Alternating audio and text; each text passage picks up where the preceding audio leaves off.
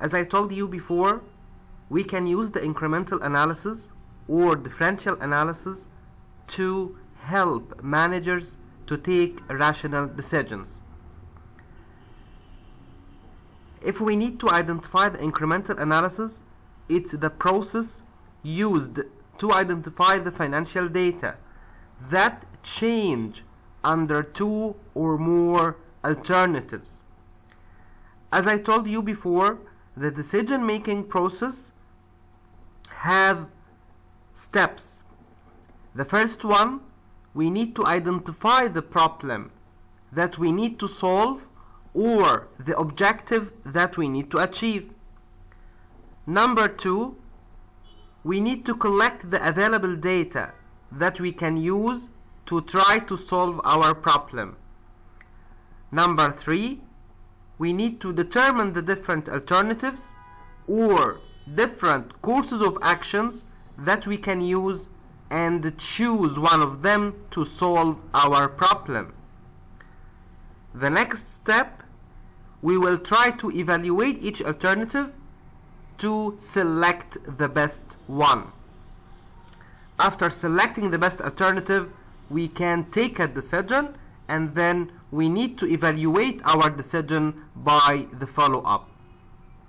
So, if we need to take a decision, we must to have at least two different alternatives, because we will just try to compare between these alternatives so we can have a differential cost which will represent the difference in cost between two alternatives, or a differential revenue which represent the differences in revenues between two alternatives, or the differential profit. If we need to speak about the differential profit, also it's the difference in profits between two alternatives. So, the most important point to take a decision, that we need to compare between two different alternatives. We can use the cost criteria to make this comparison, or we can use the revenue criteria to make this comparison, or we can use the profit criteria to make this comparison. A new expression that we need to take into consideration is the relevant cost. What is the meaning of relevant cost? Costs that expects in the future and differ across alternatives. These costs cannot be ignored when trying to choose between different alternatives. For example, if the management comparing between two different types of machines, so we have two alternatives. Both of these machines require an annual maintenance cost of $20,000.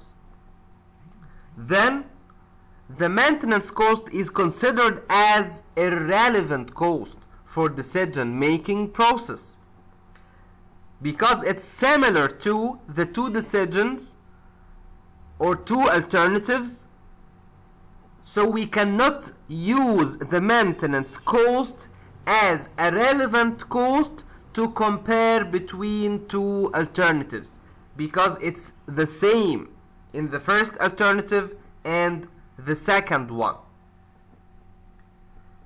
But if the management chooses between selling and a semi-finished product or a finished product, the relevant cost to decision making is the necessary cost to complete the production process.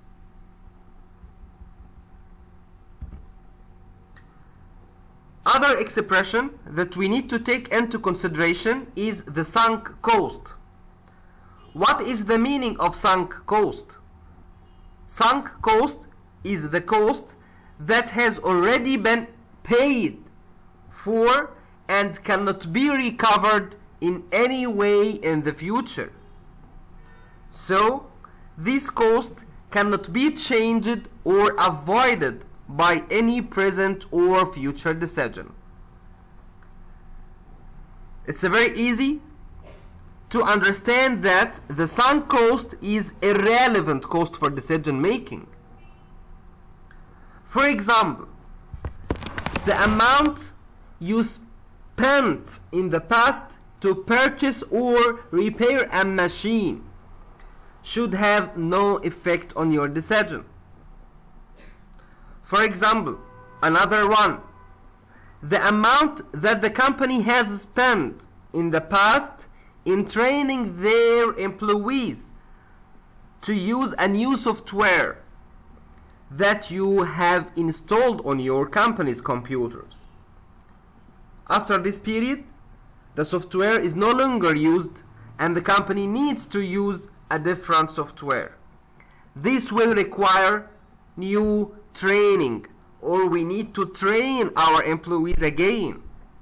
So the amount that company spent on training employees in the first software is a sunk cost because it will never be recovered. Thank you for listening, and I hope everything to be understood.